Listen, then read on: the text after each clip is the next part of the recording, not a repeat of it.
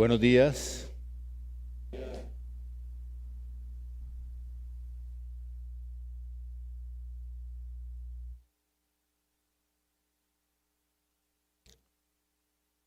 El incomparable valor de conocer a Jesús, el Señor.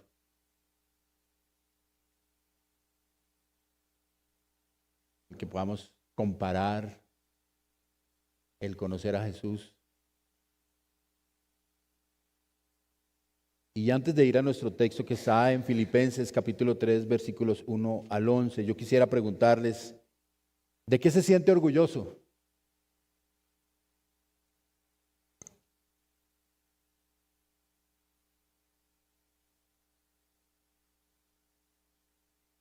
¿Qué es aquello que ocupa un lugar especial en tu vida? Que te hace sentir orgulloso, que te infla el corazón. Porque el tema del orgullo es que surge de las comparaciones. El orgullo surge de compararnos con otros. Y el problema de la comparación es que ese es el combustible para el orgullo. Y el orgullo es un pecado. Y es un pecado que furtiva y sutilmente se convierte en una falsa virtud. Porque vivimos para ello. Porque vivimos para eso de lo que nos sentimos orgullosos. Porque eso es lo que mostramos. Y en el Evangelio, ese orgullo nos hace perder el foco de nuestra auténtica realidad espiritual. Así que es necesario reconocer en dónde está el verdadero sentido de nuestra vida espiritual. Es necesario descubrir en quién o en dónde ponemos nuestra confianza. Conocer a Jesús, el Señor. Ese es el fundamento de nuestra fe. Ese es el fundamento por medio del cual descubrimos y entendemos nuestra vida espiritual. Vamos a leer nuestro texto y vamos a mirar lo que Pablo nos habla al respecto. Filipenses capítulo 3, del versículo 1 al 11. Dice la palabra del Señor. Por lo demás, hermanos míos, regocíjense en el Señor. A mí no me es molesto escribirles otra vez lo mismo, y para ustedes es motivo de seguridad. Cuídense de esos perros. Cuídense de los malos obreros. Cuídense de la falsa circuncisión. Porque nosotros somos la verdadera circuncisión, que adoramos en el Espíritu de Dios y nos gloriamos en Cristo Jesús, no poniendo la confianza en la carne, aunque yo mismo podría confiar también en la carne. Si algún otro cree tener motivo para confiar en la carne, yo mucho más. Circuncidado a los 8 días de nacer, del linaje de Israel, de la tribu de Benjamín, hebreo de hebreos, en cuanto a la ley fariseo, en cuanto al celo perseguidor de la iglesia, en cuanto a la justicia de la ley, hallado irreprensible. Pero todo lo que para mí era ganancia, lo he estimado como pérdida por amor de Cristo. Y aún más, yo estimo como pérdida todas las cosas en vista del incomparable valor de conocer a Cristo Jesús, mi Señor. Por Él lo he perdido todo y lo considero como basura a fin de ganar a Cristo y ser hallado en Él, no teniendo mi propia justicia derivada de la ley, sino la que es por la fe en Cristo, la justicia que procede de Dios sobre la base de la fe. Y conocerlo a Él, el poder de su resurrección y la participación en sus padecimientos, llegando a ser como Él en su muerte, a fin de llegar a la resurrección de entre los muertos. Esta es la palabra de Dios.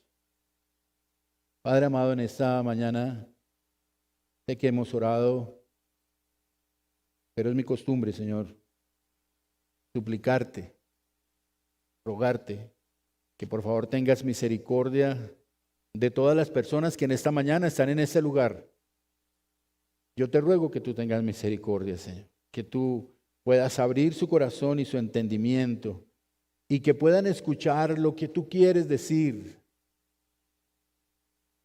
no lo que desean, no lo que necesitan, sino lo que tú quieres decir.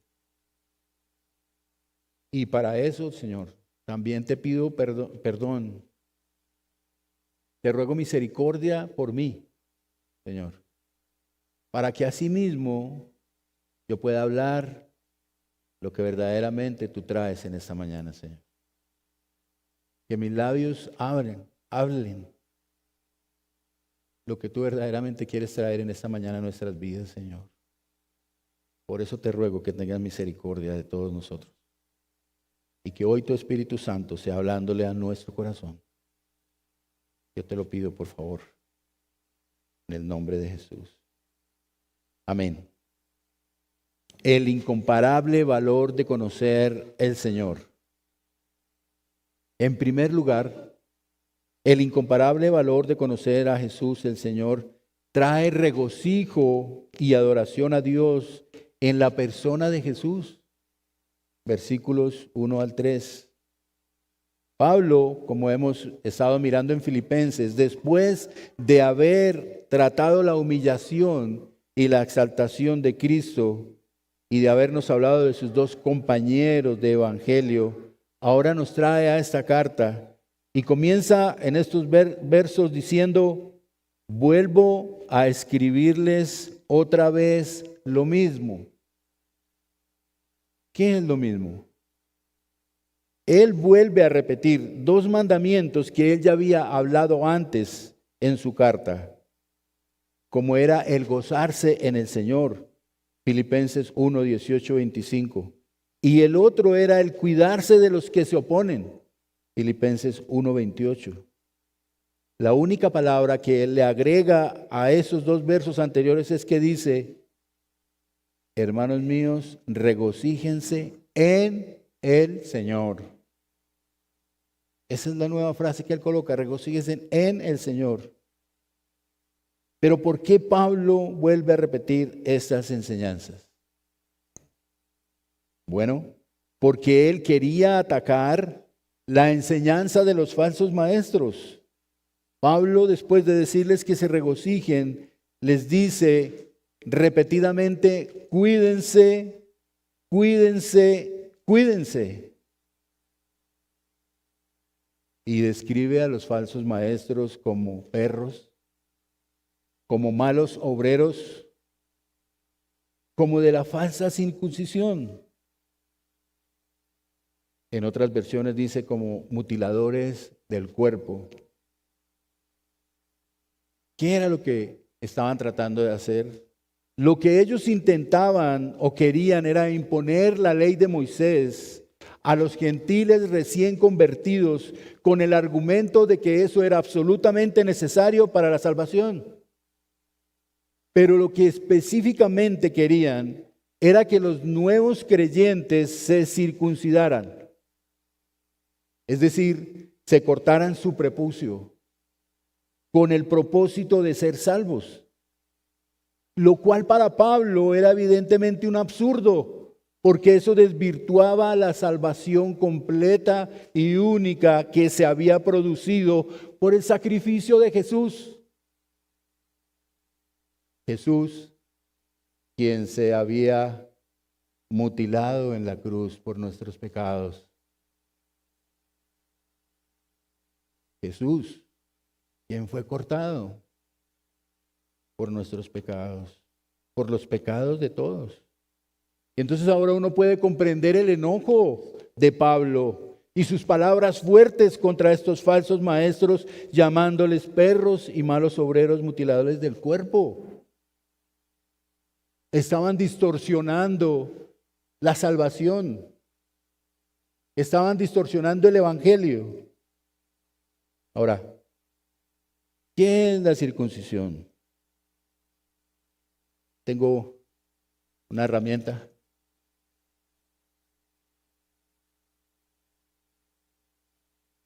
Y yo quisiera decir, antes de explicar, en realidad la circuncisión era el orgullo de los judíos. La circuncisión era el orgullo de los judíos. La circuncisión era una señal del pacto que se había hecho entre Dios y Abraham y todas sus generaciones. Pueden mirar más en Génesis 17. Pero no era un fin en sí mismo. No era eso lo que producía la salvación. No era eso lo que santificaba sus vidas. La verdadera circuncisión era la circuncisión del corazón. Y también lo podemos mirar en en Deuteronomio 6 y 30 y Deuteronomio 10. La circuncisión era un corte que se hacía en la piel.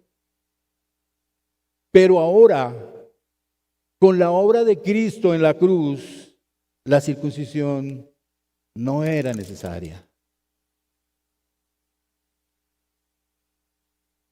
Por eso el apóstol Pablo está enojado. Y a pesar de que está enojado, lo primero que le dice a sus hermanos ante la gravedad del hecho es: regocíjense en el Señor, porque nosotros somos la verdadera circuncisión, que adoramos en el Espíritu de Dios y nos gloriamos en Jesús. Esa es nuestra fuente.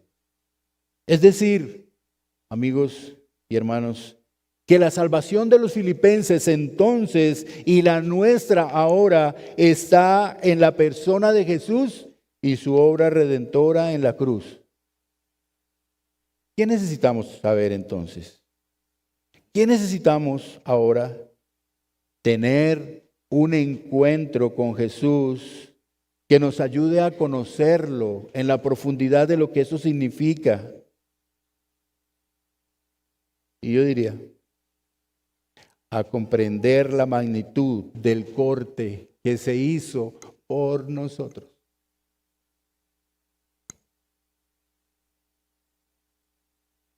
Deuteronomio dice: circunciden pues su corazón y no sean más tercos, porque el Señor su Dios es Dios de dioses y Señor de señores, Dios grande, poderoso y temible, que no hace acepción de personas ni acepta soborno. Los verdaderos adoradores son aquellos que hemos circuncidado nuestro corazón. Son aquellos que hemos cortado con todas aquellas cosas que nos hacían merecedores de la aceptación del Señor. Y que hemos reconocido que Jesús es nuestro Señor y nuestro Salvador. ¿Quiere usted eso? Necesitamos circuncidar nuestro corazón. Cortar la confianza que tenemos en nuestras bondades, en nuestras cualidades, en nuestros logros, en nuestros éxitos personales. Pero además, cortar con el pecado que nos desplaza del camino del Señor.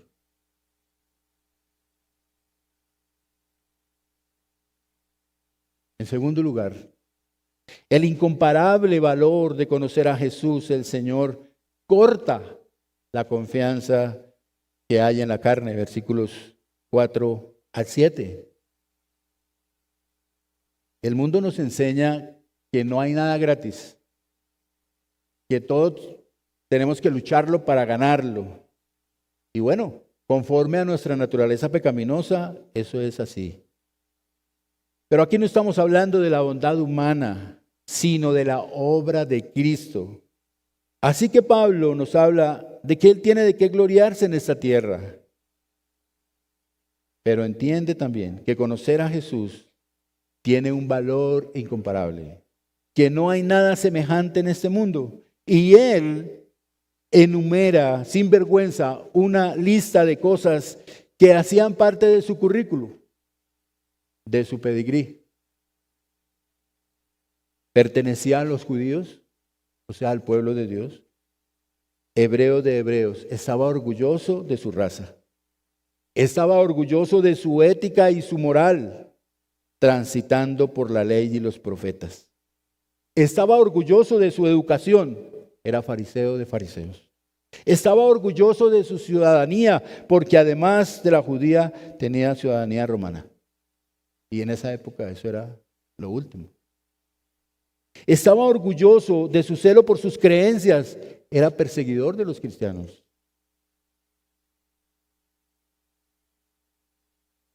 Pero hay una cosa que debemos pensar de Pablo, y es que él era un convencido de lo que hacía. Tal vez por eso lo escogió el Señor. Él estaba convencido de que lo que estaba haciendo estaba bien para agradar a Dios, que lo que estaba haciendo era lo mejor para encontrarse con Dios. Pero cuando es derribado de su caballo y conoce a Jesús, sus convicciones se hacen añicos. Sus convicciones, aquellas por las que vivía, se vuelven basura. Y es, hermanos, que finalmente las expresiones de gracia que nosotros manifestamos a los demás no nos sirven de nada en ese anhelo, necesidad que tenemos todos de justificarnos delante de Dios. Escúcheme, por favor. Todas esas expresiones de gracia que manifestamos no nos sirven de nada en ese anhelo, necesidad que tenemos de justificarnos delante de Dios. Y Él lo dice. Pero todo lo que para mí era ganancia, lo he estimado como pérdida por amor a Cristo. Sin embargo, todo aquello que para mí era ganancia, ahora lo considero pérdida por causa de Cristo. Pablo usa un lenguaje que nos puede ser conocido en este tiempo: ganancia y pérdida. Eso escucha uno hablar en las redes por todas partes: ganancia y pérdida, emprendimientos, negocios, ganancia y pérdida. Y él nos dice que todas las ganancias que él acaba de enumerar en su vida anterior no tienen nada que ver con su vida actual, con haber perdido por amor a Dios, por haber perdido con el Señor. Sus ganancias del pasado no tienen nada que ver con las pérdidas de su forma de vivir ahora. Pablo dice que todos esos méritos son basura. Y la palabra real que se utiliza en el texto original, que es una palabra vulgar, en realidad se refiere a excrementos, al estiércol. De ese tamaño es que Pablo habla.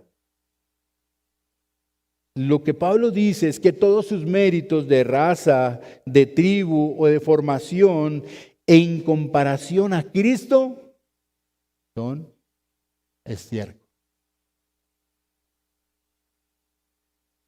Y es que Pablo no está renunciando a su raza, él no está renunciando a su tribu, él no está renunciando a la formación que Dios le ha otorgado en su divina providencia, sino que está renunciando a esas cosas como méritos de su identidad con Dios, de su salvación. Está quitando eso que son la base de su orgullo y de su jactancia. Y él dice en 2 ocasiones, versículo 7, pero todo lo que para mí era ganancia lo he estimado como pérdida. ¿Por qué? Por amor de Cristo. Y en el versículo 8 dice, y aún más, yo estimo como pérdida todas las cosas en vista del incomparable valor de conocer a Cristo Jesús, mi Señor, que ese es el título de nuestra predicación. Él ha cortado su corazón de todo lo que era. Él ha nacido de nuevo por Cristo. Él ha circuncidado su alma por amor a Jesús. Y esa es una invitación para nosotros. Ahora, en este momento. Y yo te vuelvo a preguntar, ¿qué es lo que más te hace sentir orgulloso de ti mismo?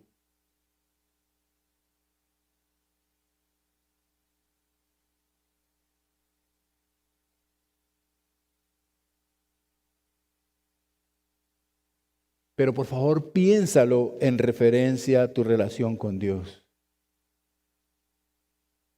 ¿En qué depositas tu confianza? ¿En qué cosas piensas que haciéndolas eres aceptado por parte de Dios? Y escúcheme esto, por favor.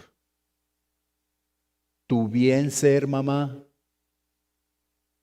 tu bien ser papá, ser un hijo obediente, la fidelidad y el compromiso en tu matrimonio, tu campo profesional que te permite ayudar a la sociedad o el servicio incansable en la iglesia. Porque hermanos, perdónenme, pero no. Estas cosas son buenas, estas cosas son excelentes, estas cosas son ejemplares y debemos hacerlas, pero ninguna te justifica delante de Dios.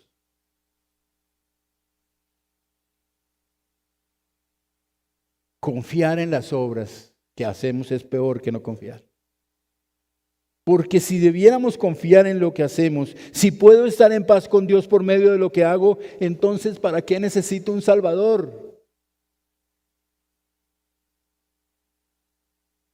Si puedo confiar en mí mismo, en mi bondad, ¿para qué necesito creer y confiar en la obra de Jesús?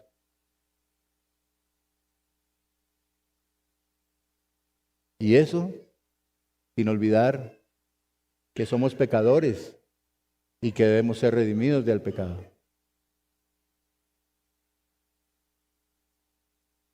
En tercer lugar, hermanos, el incomparable valor de conocer a Jesús, el Señor, afirma nuestra confianza en Cristo. Versículos 8 al 11. Y yo pudiera preguntarte, ¿qué piensas de Jesús como Señor? Porque la idea más generalizada para todos nosotros como creyentes es que Él es el Salvador. Y es cierto, pero es algo mucho más. Él es el Señor. Él es tu Señor.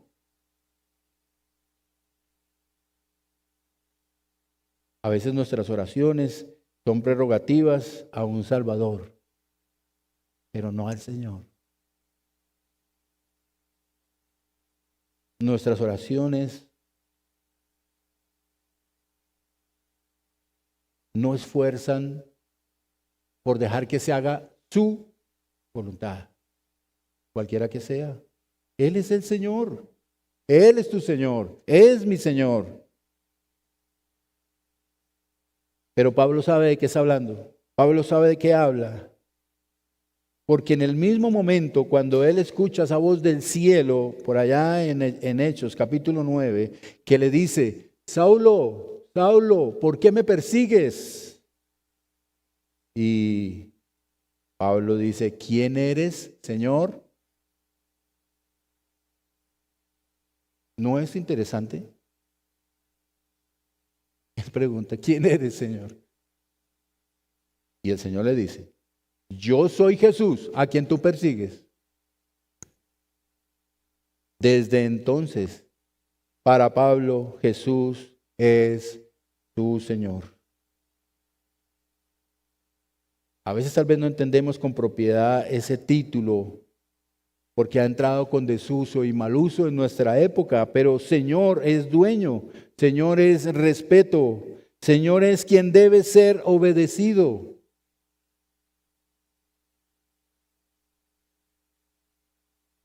Y eso es lo que él dice en este texto, cuando él estima todas las cosas como basura por el incomparable valor de conocer a Jesús, su Señor, mi Señor, nuestro Señor.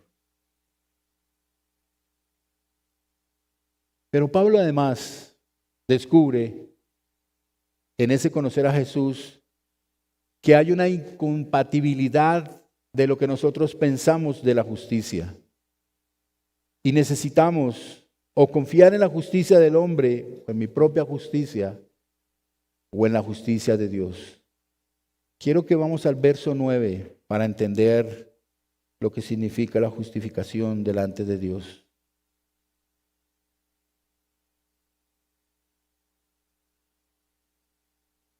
Y dice, y ser hallado en él, no teniendo mi propia justicia derivada de la ley, sino la que es por la fe en Cristo, la justicia que procede de Dios sobre la base de la fe. Eso es lo que es justificación. El Catecismo Mayor de Westminster dice lo siguiente de la justificación. ¿Qué es la justificación?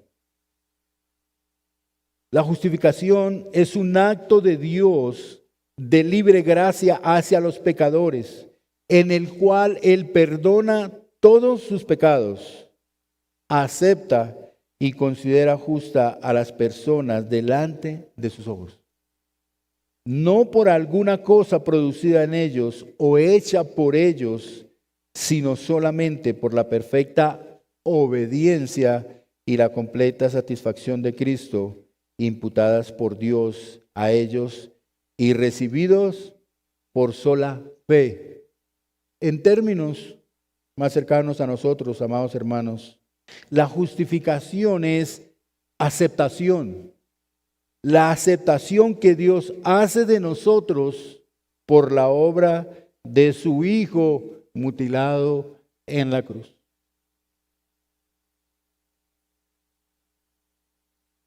La aceptación que Dios hace de nosotros por la obra de Jesús, por haber sido cortado por nuestros pecados. Dios nos acepta en el amado, no por los méritos nuestros, sino por los méritos de Cristo, para que cese toda clase de orgullo de parte nuestra. Y luego el apóstol en el versículo 10 dice, y conocerlo a Él. ¿Y qué significa conocer? Conocerlo significa intimidad.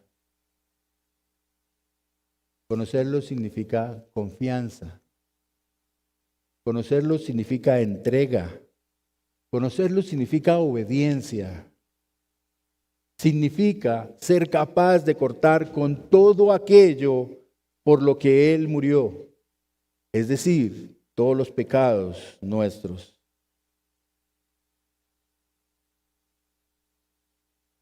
Hermanos, el mismo verso 10 continúa diciendo, y parecerme a Él. Dice el verso 10, y conocerlo a Él, el poder de su resurrección y la participación en sus padecimientos, llegando a ser como Él es su muerte. ¿Qué es parecerse a Él? Santo, la santidad, la santificación. ¿Y qué es la santificación? Es la victoria que Dios nos da en la lucha con el pecado. Es la victoria que ya Él nos ha dado en la cruz sobre nuestros pecados. Pero esa santificación que debe ser progresiva en nuestra vida, es una lucha, sí. Pero debe haber santidad. es circuncidar el corazón de nuestro pecado. Es cortar con todo aquello con lo que hemos vivido que nos aleja de su presencia. La victoria sobre el pecado es un andar distinto en Cristo. No podemos seguir igual. Después de que conocemos a Jesús, no podemos seguir igual. Quiero hablar algo más sobre el corte que se hacía en la piel de los judíos. Esa circuncisión se hacía generalmente cuando eran niños. A los 8 días eran presentados en el templo y allí ellos eran circuncidados. Pero todo aquel que quería pertenecer al pueblo de Dios tenía que ser circuncidado. Gracias a Dios, no tenemos que circuncidarnos hoy. Pero todo aquel que quería, no importaba su edad, debía ser circuncidado. Y lo que quiero decir sobre eso es que la circuncisión duele. El corte duele. El corte incapacita. Por eso a veces, mis hermanos, cortar con nuestro pecado duele. Que Dios corte con nuestra vana manera de vivir duele. Claro que duele. Porque estamos acostumbrados. O estábamos acostumbrados a ofenderlo. Estamos acostumbrados a desobedecerlo. Y ahora que tenemos que cortar con eso, nos duele. Porque el pecado es delicioso, ¿no?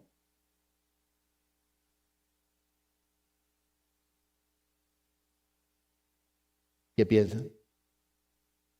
Sí, el pecado es bueno. Finalmente se nos vuelve amargo. Finalmente acaba con nuestras vidas, con nuestros matrimonios, con nuestra iglesia, con nuestras relaciones. Pero es dulce. Hay que cortarlo. Solo Cristo puede liberarnos y lo hace en la cruz del Calvario y lo hace a través de su Espíritu Santo. A veces el pecado cauteriza nuestro corazón. Cauteriza nuestra conciencia y por eso Dios tiene que hacer algo para cortarlo.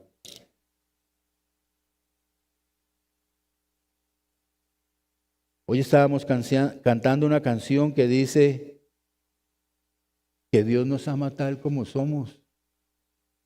¿En serio?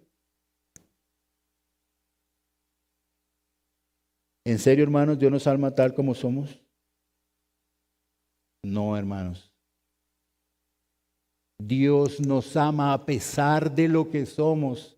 Nos ha amado a pesar de lo que somos. Y a pesar de lo que somos fue a la cruz.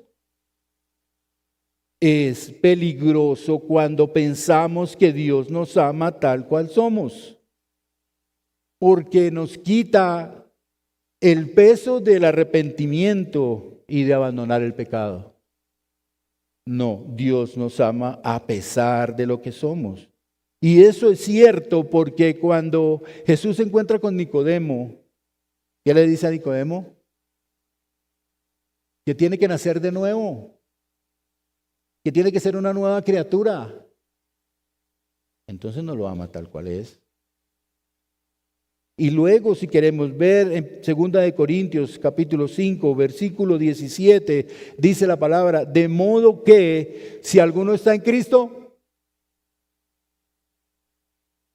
las cosas viejas, todas son hechas, entonces no puede amarnos como somos. No puede.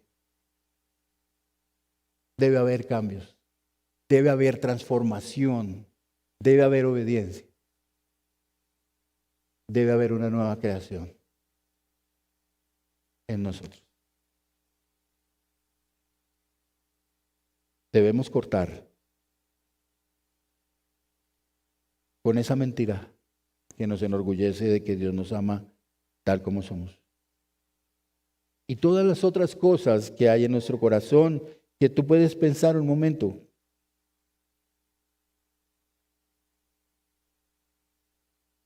¿Con qué hay que cortar esta mañana? Con la envidia, con la pornografía, con el chisme, con el adulterio, con la fornicación. No sé. La transparencia de un creyente no está en seguir haciendo lo mismo, sino en vivir para Dios, en dejarlo todo por amor a Cristo, aquí y en toda parte.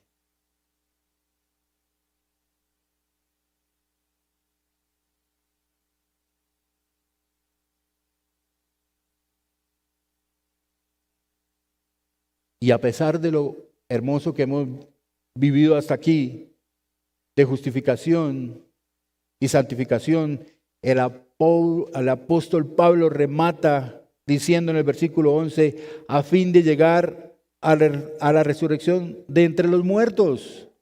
El apóstol está diciendo que no solamente somos aceptados y ayudados en la victoria contra el pecado, sino que además podemos participar de la gloria de Dios. Ese es el final feliz. Ese es el final de cortar nuestros corazones. Ese es el final de cortar con nuestro pecado. Que somos aceptados, amados por Jesús, pero además podemos participar de la gloria. Vamos a disfrutar de su presencia. Hablando de pérdidas y ganancias. 3 en 1. 3 por un sacrificio. Justificación, santificación y glorificación por la muerte de Cristo para nosotros.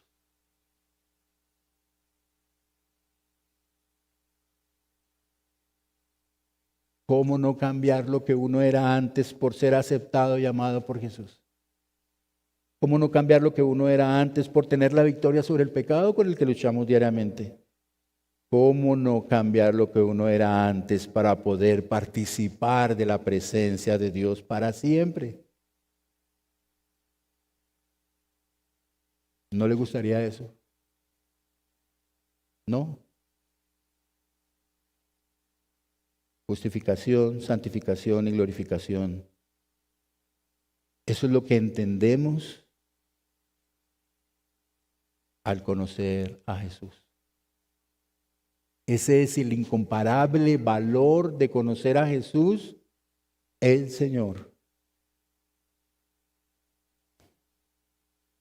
Y hoy es un buen día para ponernos a cuentas con el Señor. Y hoy es un buen día para conocerle. Hoy es un buen día para recibirlo, para aceptarlo en nuestro corazón, para cortar con nuestro pecado. Porque hoy le recordamos en la Santa Cena. No hay nada que puedas hacer para ser salvo sino conocer a Jesús y creer en su obra redentora. No hay nada más importante para nuestras vidas que conocer a Jesucristo. Consideremos el conocimiento que tenemos acerca de Jesús. Considerémoslo. Ahora que vamos a pasar a la Santa Cena, consideremos el significado de quién es Jesús como Señor en nuestra vida espiritual. Consideremos el ejercicio de nuestra fe. Consideremos cómo dignificamos la obra redentora de Jesús en nuestras relaciones, en nuestros matrimonios, en nuestro ser padres e hijos y hermanos, en nuestro ministerio. Consideremos la obra redentora en nuestras responsabilidades personales. Consideremos también que el apóstol Pablo, estando en la cárcel, vivía con gozo, porque había conocido verdaderamente a Jesús. Y eso significa que él podía enfrentar las situaciones difíciles y todos estos problemas de la iglesia porque confiaba en la presencia de él en toda prueba. Pero también eso es para nosotros. Conocer profundamente a Jesús nos da una nueva realidad en nuestra vida. una nueva realidad para nuestras relaciones, para nuestro matrimonio, para nuestra sociedad. Y si tú no eres creyente, conocer a Jesús cambiará tus prioridades, cambiará tus angustias y tus miedos. Si tú no eres creyente, conocer a Jesús le dará sentido a tu existencia. Encontrarás la aprobación, la aceptación y la dirección que necesitas, que buscas, que anhelas. No hay nada en este mundo que le dé sentido a tu vida que no sea el incomparable valor de conocer a Jesús, el Señor. Preparémonos para la Santa Cena, hermanos.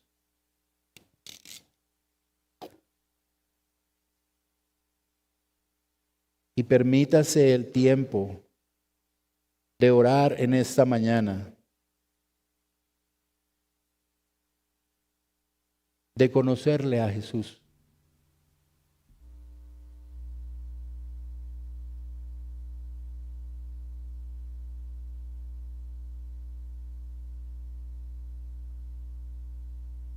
Permítase el tiempo, hermanos, de pensar en lo que Dios ha hablado esta mañana,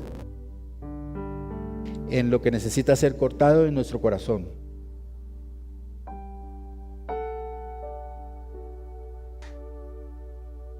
En el regalo de la vida eterna, del perdón de nuestros pecados, a través de haber colocado a Cristo en la cruz. Y cómo nos libera hoy de todas estas cosas. Cómo nos da la libertad para vivir una nueva vida, una nueva creación. Cómo Él quita todas esas cosas viejas de nuestro corazón y hace todo nuevo, reluciente, en donde Él habita, donde Él dirige, donde Él gobierna.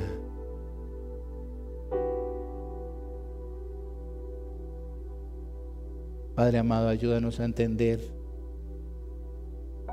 a comprender el incomparable valor de conocer a Jesús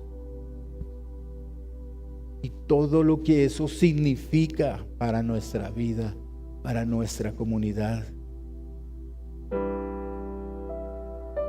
Yo sé que tú has hablado en esta mañana, Señor. Te ruego que traigas el perdón que has de traer, Señor, por favor.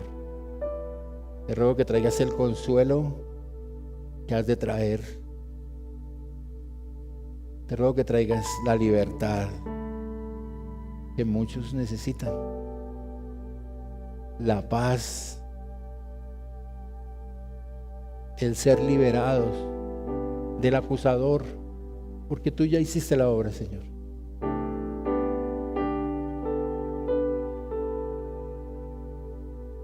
Gracias, Señor.